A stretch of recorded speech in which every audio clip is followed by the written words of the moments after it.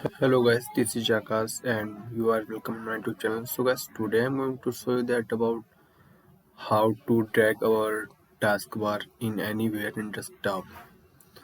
If you want to move it in the bottom side or top or right and left, wherever you want to, you can drag here. So for that, what you have to do, first we will go in the Windows option and we will click here right, and then we will go in setting options. As our setting option will be open, we will enter here personalization. So we will click here personalization.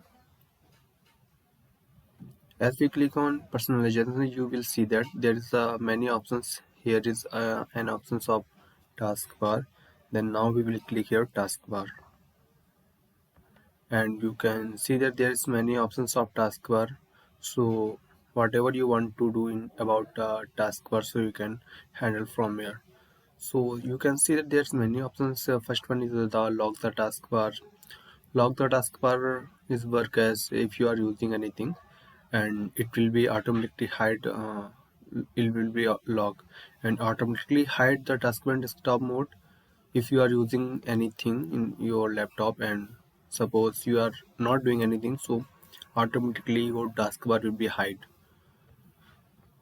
Or you can see here use small taskbar, so you can scroll down and you will see here there is one more option which is your taskbar location on the screen. So as I have already set it in bottom options, so it is showing in bottom. If suppose I will click here on the right side, so my taskbar, you can see here that my taskbar is now in the right side. And as you can do anywhere your taskbar wherever you want, so if you want to left, top, right and bottom, so you can change from here. Okay, now you can see that there's my taskbar is in the bottom side. So guys, thanks for watching. If you like the video, so please thumbs up and do your valuable comment, and don't forget to share and subscribe.